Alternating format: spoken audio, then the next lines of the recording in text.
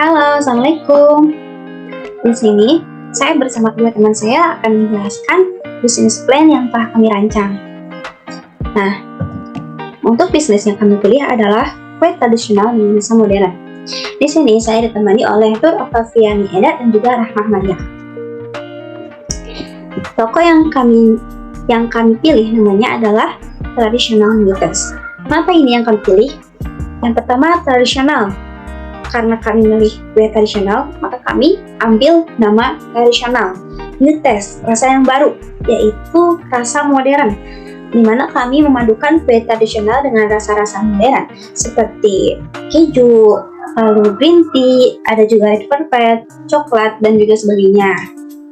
Nah, untuk aspek pasar, gambaran umum pasar dan sasaran. Kue tradisional dengan rasa modern ini merupakan usaha kecil yang dibuat dengan homemade.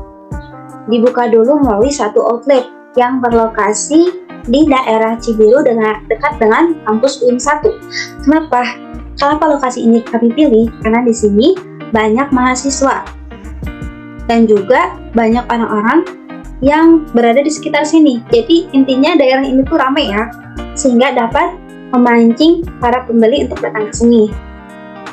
Lalu apabila usaha kami telah sukses, kami akan mengembangkannya dengan membuka cabang-cabang baru. Lalu selanjutnya ada target pasar. Untuk target pasar, sebenarnya kue tradisional rasa modern ini bisa dinikmati oleh semua umur dan semua kalangan, baik itu anak-anak, remaja, orang tua, mahasiswa, dan sebagainya. Namun target utama kami adalah para mahasiswa dan para generasi muda, di mana mereka diharapkan bisa melestarikan kue tradisional kami yang hampir punah. Nah, dan untuk target pasar, sebenarnya kue kami itu bisa dinikmati oleh semua kalangan, baik itu anak sekolah, lalu mahasiswa, pekerja kantoran, lalu ibu-ibu rumah tangga, orang tua dan sebagainya, itu bisa yang menikmati kue yang kami buat. Namun untuk target pasar utama kami adalah para generasi muda atau mahasiswa. Karena apa? Karena tujuan kami juga untuk melestarikan budaya tradisional Indonesia, yaitu melalui makanan-makanan tradisional yang telah kami diferensiasi dengan menggunakan rasa modern. Lalu untuk pesaing di sini kami juga memiliki beberapa pesaing, baik itu penjual kue tradisional yang suka keliling, lalu ada juga beberapa toko kue yang sudah terkenal lamanya di sini, sehingga kami memiliki sedikit kendala untuk menyaingi pesaing yang ada di sekitar sini. Lalu untuk sasaran pembeli, tadi udah disebutin bahwa sasaran utama kami adalah generasi muda. Lalu untuk diferensiasi kami yaitu yang pertama rasa kami begitu bervariasi. Yang biasanya kue tradisional itu cuma isinya gula merah, kelapa. Nah, kami membedakannya dengan rasa-rasa modern, seperti ada keju, ada juga bisa pakai topping es krim, lalu ada rasa matcha, ada red velvet, dan sebagainya. Lalu untuk tampilan pun kami menampilkan dengan tampilan yang menarik, di mana tampilan itu akan disukai oleh generasi Z yang visual ya buat sekarang tuh. Lalu untuk kandungan gizinya juga kami menggunakan bahan-bahan yang berkualitas dengan proses yang higienis. Nah, selain makanannya yang kami diferensiasikan, tempatnya juga kami bedakan. Kami menyediakan seperti kafe gitu ya, tempatnya itu nyaman buat diskusi. Ada meja, ada kursi-kursi. Lalu di setiap meja itu kami sediakan colokan listrik, di mana colokan itu bisa digunakan untuk mencharger laptop ataupun handphone. Dimana kan biasanya generasi muda atau mahasiswa sekarang tuh kan sukanya tuh diskusi. Jadi kami menyediakan fasilitas seperti itu untuk mereka. Dan selain itu kami juga menyediakan live musik. Biasanya kan generasi muda suka ya dengerin musik, jadi membuat mereka lebih nyaman. Lalu untuk selanjutnya ada strategi STP, yaitu segmentation, targeting, dan positioning. Untuk segmentation, nah untuk variabel demografis, umur yang ditargetkan oleh kami itu untuk semua umur, namun target kami itu generasi muda, yaitu usia sekitar mahasiswa. Lalu untuk jenis kelamin bisa dimakan oleh wanita maupun pria.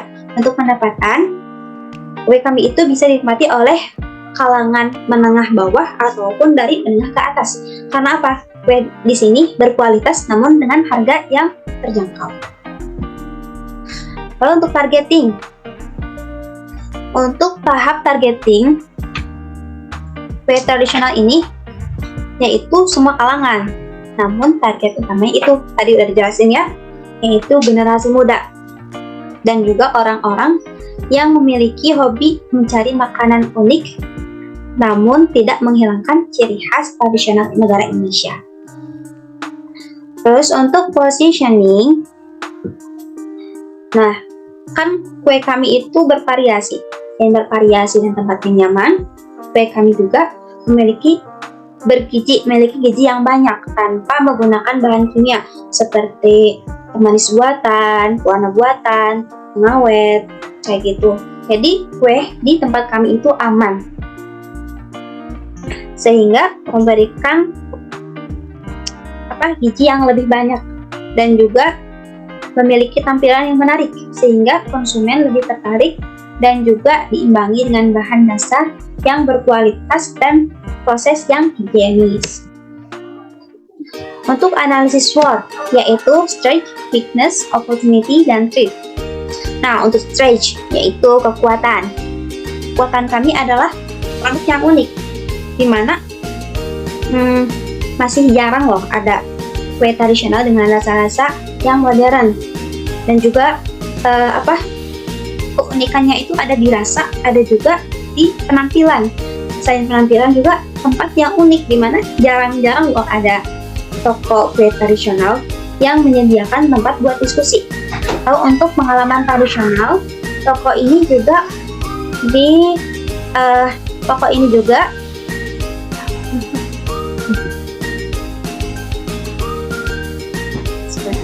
Nah, untuk analisis SWOT, di sini ada Strength, Weakness, Opportunities, and Threat.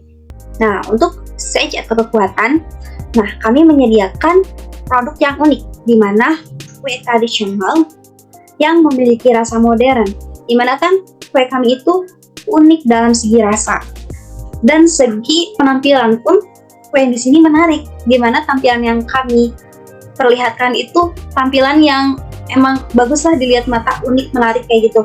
Terus selain unik di rasa dan tampilan, kami juga memiliki keunikan di tempat, dimana kue tradisional itu jarang-jarang loh yang menyediakan tempat buat diskusi ataupun adanya live music, itu jarang.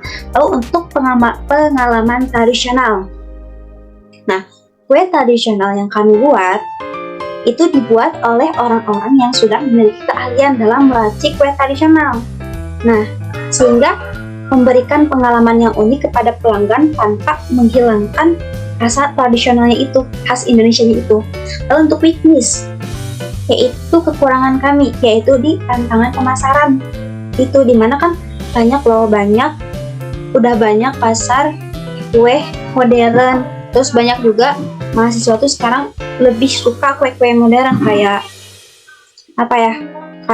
brownies dan sebagainya. Lalu untuk keterbatasan inovasi juga kami masih terbatas untuk menginovasi kue-kue tradisional menjadi rasa modern. Lalu untuk opportunity atau kesempatan, yaitu permintaan pasar yang berkembang, di mana masyarakat cenderung memiliki pengalaman baru dan unik. Kebanyakan orang-orang tuh penasaran, gimana sih rasanya kue tradisional kok rasanya modern, sehingga karena ada inovasi baru nih, jadi bisa menarik pelanggan untuk merasakan, untuk membuat penasaran mereka gimana sih rasanya kue tradisional namun rasanya modern. Lalu untuk pelanggan baru, jadi menarik pelanggan baru yang tadi. Karena mereka penasaran, jadi mereka mencicipi walaupun sebenarnya kayak mereka tuh, oh, aku gak suka kue tradisional, tapi mereka penasaran dengan rasanya itu karena judulnya itu rasa modern. Lalu kolaborasi dengan produsen lokal. Jadi selain kita mengembangkan toko kami sendiri, kami juga mengembangkan toko-toko lokal yang dimana mereka menjual bahan-bahan yang berkualitas tinggi sehingga mendukung mereka untuk berkembang seperti toko-toko singkong, bahan pokok seperti terigu, gula, dan sebagainya. Lalu untuk treat, untuk tantangan kami yaitu persaingan yang ketat, di mana persaingan kami itu memiliki pesaing berupa menjual kue modern ataupun menjual kue tradisional. Mungkin sampai sini materi yang dapat saya sampaikan. Untuk materi selanjutnya akan dijelaskan oleh teman saya yang bernama Nur Octavian. Nur Octavian. Mungkin sekian yang dapat saya sampaikan. Untuk materi selanjutnya akan dilanjutkan oleh teman saya yang bernama Nur Octavian. Padanya dipersilakan. Baik, bismillahirrahmanirrahim. Assalamualaikum warahmatullahi wabarakatuh.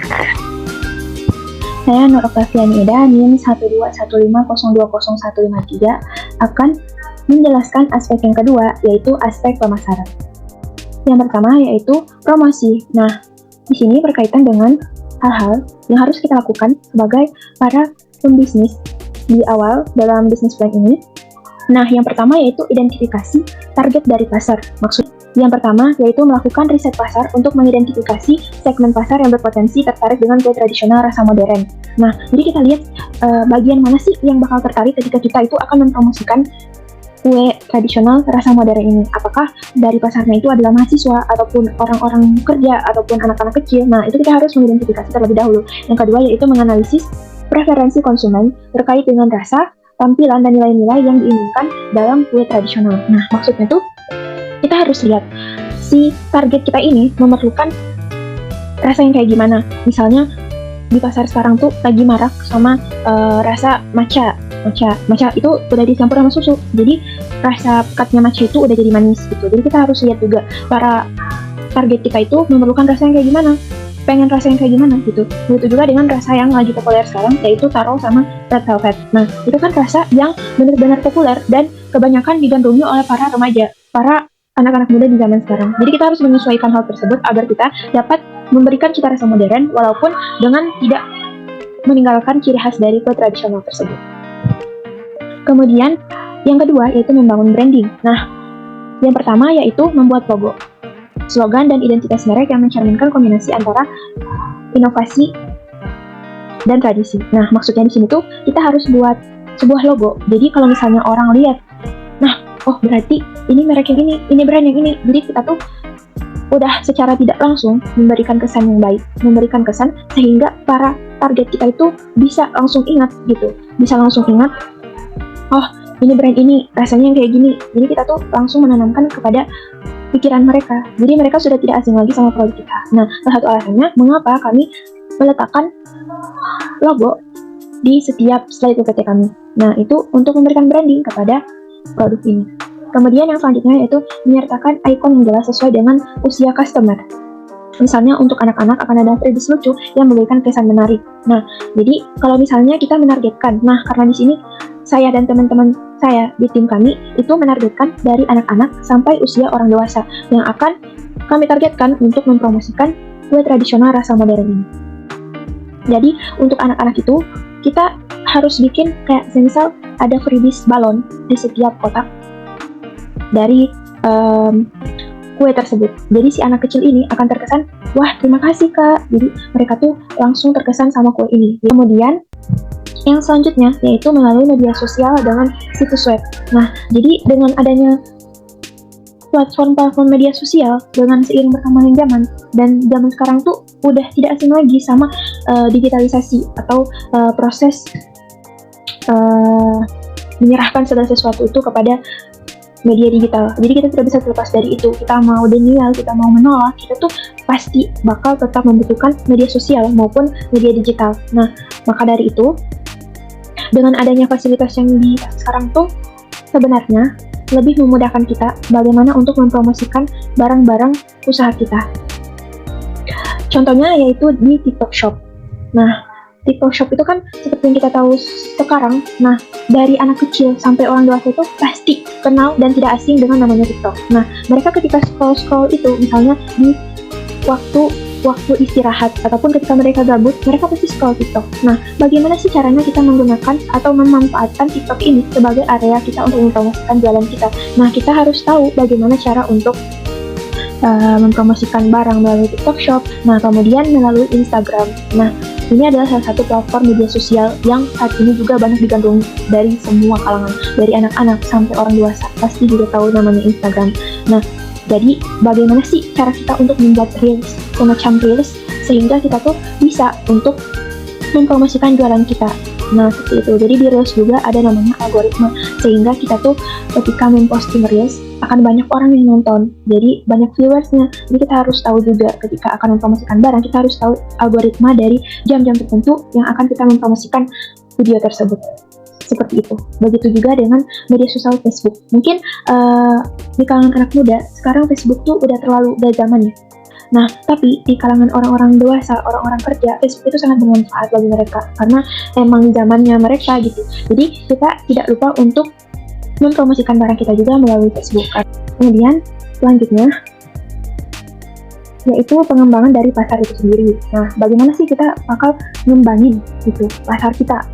Jadi nggak gitu-gitu mulu. Nah, yang pertama yaitu riset potensi dari pasar, yaitu menganalisis tren konsumsi kue tradisional rasa modern. Nah, jadi kita tuh setelah survei pertama kali, nah kita tuh jangan langsung berpatokan ke situ. Jadi ketika kita udah tahu misalnya rasa yang tren di tahun 2023 misalnya. Jadi yang tren di tahun 2023 itu apa aja? Jadi ada matcha, red velvet, dan taro. Nah, tapi ketika di tahun 2024 atau di tahun 2023 akhir, nah kita harus kembali survei, kita harus kembali riset bagaimana dan apa rasa yang udah tren atau lagi tren saat itu. Jadi kita harus mengembangkan pengetahuan kita, wawasan kita harus terus update.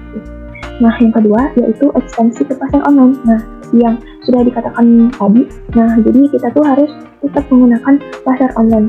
Walaupun kita punya pasar offline, tapi kita jangan pernah meninggalkan pasar online. Menjalin kemitraan dengan toko-toko ataupun warung-warung kue yang ada di sekitar kita. Nah, dari toko-toko seperti itulah orang-orang akan melirik dari bisnis kita, apalagi dengan kita yang masih mahasiswa ya gitu. Jadi kita tuh harus tahu orang-orang atau mahasiswa tuh lebih sering mengunjungi toko-toko kecil yang menurut mereka tuh harganya tidak terlalu melangit ya. Jadi mereka tuh masih bisa membeli barang-barang yang ada di situ. Nah, kemudian contoh promosi melalui Instagram Ads atau iklan Instagram. Nah, di sini tuh ada beberapa cara. Nah, jadi kalau promosi melalui Instagram Ads itu, yang pertama pastikan terlebih dahulu kalau akun kita itu udah jadi akun bisnis. Nah, jadi udah bisa melakukan promosi-promosi. Nah, yang kedua, kita memposting pamflet kita di story. Nah, ketika kita memposting pamflet itu di story, nah kita tinggal atur. Nah, di situ ada petunjuknya, promosikan story tersebut sebagai ads atau sebagai iklan. Dan contoh promosi dengan e-commerce. Nah, ini adalah salah satu contoh ya. Nah, ini secara pribadi adalah toko saya di Shopee. Nah, di sini kan udah ada kayak keterangannya. Jadi ketika kita ingin mempromosikan bisnis kita di Shopee, nah terlebih dahulu kita harus buat toko dulu. Nah, seperti itu. Nah, jadi ketika kita sudah buat toko, kita harus menjaga kalau toko kita tuh performanya baik. Jadi ratingnya itu harus tetap 5. Nah, di sini kita bisa lihat bahwasanya rating di toko aku tuh penilaiannya 5,0. Nah, seperti itu ya. Jadi ini adalah toko pribadi aku, jadi sebagai sampel aja, sebagai contoh kalau itu benar-benar toko Shopee-nya seperti itu. Nah, jadi kue tradisional itu kan merupakan makanan sederhana yang sering atau sudah familiar di telinga kita di semua kalangan, baik anak-anak maupun orang dewasa. Nah, jadi dengan variasi rasa yang kekinian, seperti dari kita nih akan bikin nagasari banana cheese sama nagasari banana coklat. Apa saja sih jenis produk yang akan kami pasarkan seperti itu. Nah, di sini ada beberapa gambaran ya, beberapa gambaran dari si produk-produk ini seperti itu bisa dilihat langsung ya. Nah, jadi produk-produk kita tuh yang pertama yaitu nagasari banana cheese. Nah, Ya, seperti itu ya. Kemudian yang kedua yaitu Nagasari Banana Coklat. Yang ketiga yaitu Taro Onde. Atau bisa juga request dengan isian es maupun coklat gitu. Jadi sesuai selera dari masing-masing customer. Gitu. Selanjutnya yaitu Rainbow Getuk. Nah, selanjutnya yaitu Milk Taste dari Katon. Nah, jadi di sini kita akan memperlihatkan apa saja sih komposisi dari produk yang akan kami pasarkan.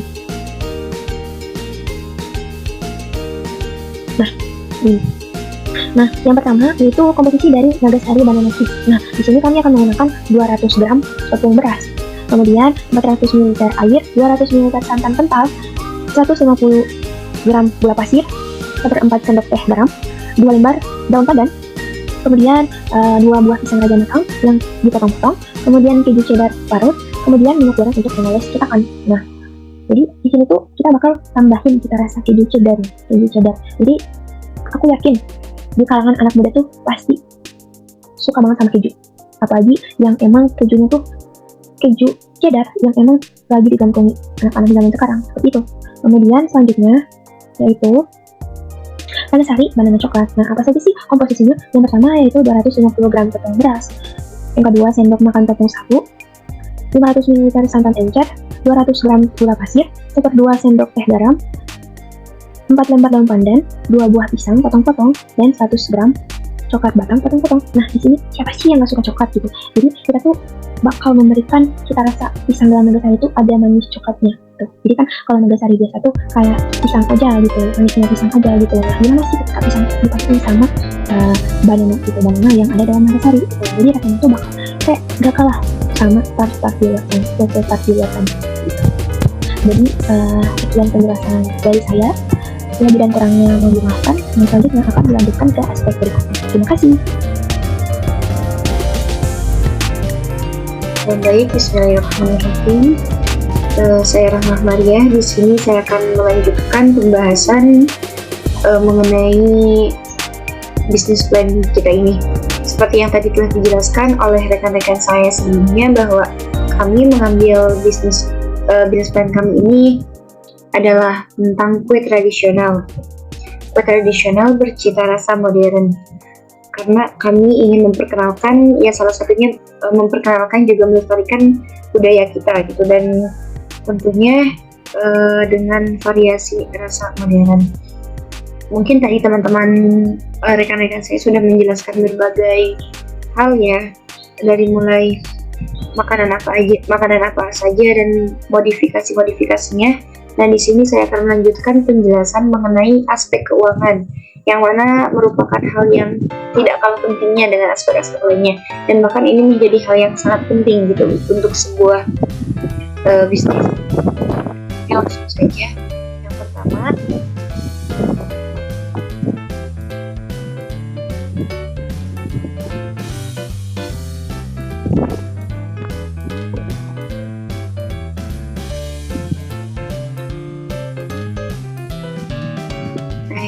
di sini ada investasi.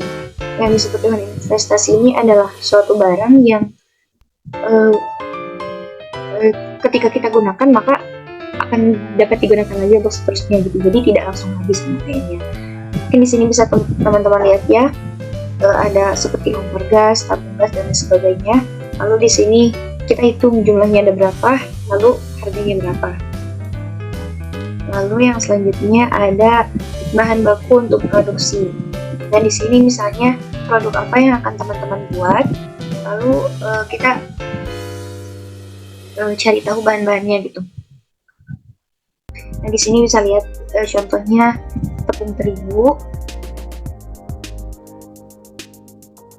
gula, telur, pisang dan sebagainya, yang terus jumlahnya juga berapa-berapanya teman-teman hitung juga. Lalu di sini ada total harga per produksinya. Nah misalnya tepung 2 kilo tepung itu 18.000, lalu nanti dikalikan dengan total harga per tahun. Nah di sini satu tahun itu kan 360 hari, tetapi karena kita menghitung hari kerja saja, jadi di sini kami hari kerja selama 1 tahun itu 330 hari karena ada hari liburnya gitu. Nah bisa teman-teman lihat untuk seterusnya. Lalu yang selanjutnya ada biaya operasional. Nah, biaya operasional ini juga tidak kalah penting ya dengan biaya bahan baku tadi, karena kalau tidak ada biaya operasional maka ya tidak akan berjalan dengan lancar gitu. Misalnya saja seperti air, listrik, terus sewa tempatnya, lalu komunikasinya, terus bagaimana kita mempromosikannya dan sebagainya. Di sini kita hitung kalau tadi mungkin biaya per produksi, kalau ini biayanya biaya per bulan. Lalu nanti dikalikan menjadi dari per bulan ini, lalu nanti dibulatkan atau dikalikan menjadi biaya per tahun. Kalau tadi dikali dengan 330, maka sekarang dikali dengan 12 karena dalam satu tahun itu ada 12 bulan. Nah, bisa teman-teman lihat juga ya. Nah, maka dari data tersebut dapat kita ketahui bahwa biaya atau modal awal untuk memulai usaha kue tradisional ini adalah sebesar biaya peralatan atau biaya investasi, ditambah biaya bahan baku, ditambah biaya operasional. Lalu menghasilkan sekitar Rp2.385.000.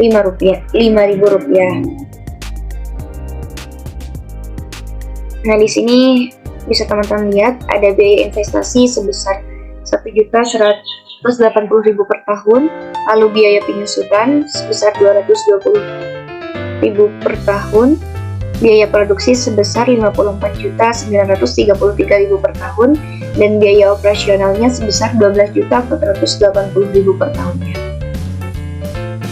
Lalu di sini kita akan menentukan HPP atau harga pokok produksinya. Nah, untuk menentukan HPP ini yang pertama kita harus mencari dulu biaya tetapnya. Bagaimana sih cara menghitungnya? Nah, di sini ada biaya tetap itu yaitu biaya penyusutan ditambah biaya operasional. Maka nanti akan dihasilkan biaya tetapnya. Dan di sini biaya tetapnya Rp12.700.000 selama per tahun. Nah, maka kalau sudah diketahui berapa biaya tetapnya, tinggal kita mencari HPP-nya atau harga pokok produksinya. Nah, untuk HPP-nya itu biaya tetap ditambah biaya produksi dibagi jumlah produksinya. Tadi HPP-nya sudah diketahui, tinggal kita masukkan lalu ditambah biaya produksi dibagi dengan jumlah produksi. Maka di sini dihasilkan sebesar Rp2.500. Nah, setelah kita tahu HPP-nya, tinggal kita menentukan harga jual per unitnya. Untuk harga jual per unit tadi, HPP tadi dikali dengan 25%, maka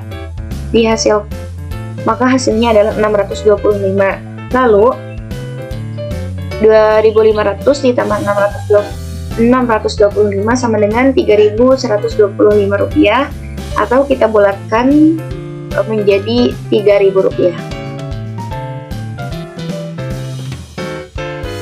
Lalu setelah diketahui harga jual per unitnya, nanti kita melakukan analisis RC.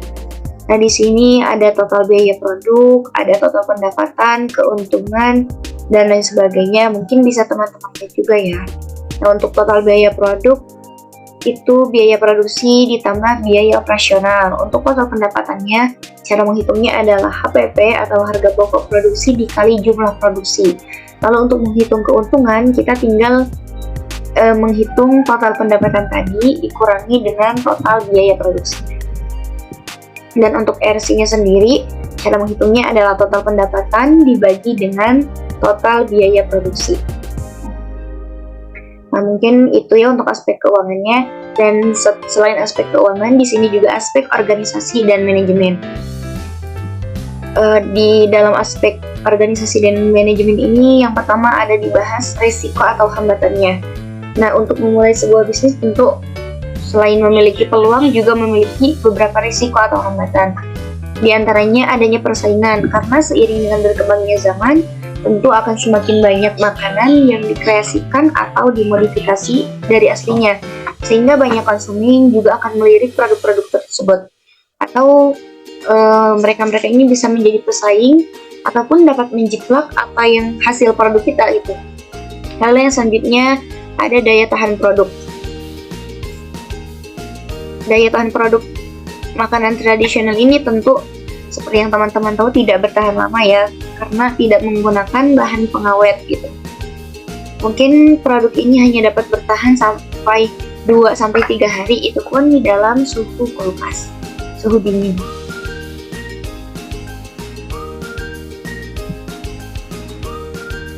Lalu yang selanjutnya ada tindakan alternatifnya. Nah, yang pertama untuk mengatasi persaingan tadi. Nah, karena usaha yang kita lakukan ini akan menarik minat konsumen, jadi kita harus melakukan promosi produk secara berkesinambungan serta membuat produk dengan tampilan menarik, dengan berbagai warna yang sesuai dengan selera konsumen juga yang diminati saat ini. Jadi kita harus tahu apa yang sedang diminati atau apa yang sedang, kalau istilah zaman sekarangnya mungkin sedang viral ya. Juga dengan membuat berbagai varian rasa yang modern. Nah, di sini kami mungkin akan melakukan metode pre-order agar bisa lebih meminimalisir kerugian di perdana perjualan kami.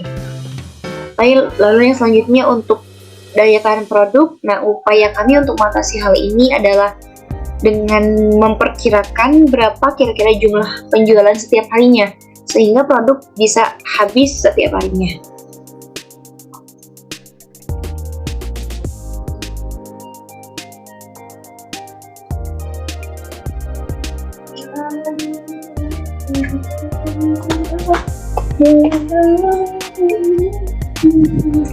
Nah, mungkin itu saja yang dapat kami sampaikan. Kurang lebihnya mohon maaf. Akhir kata, wassalamualaikum warahmatullahi wabarakatuh.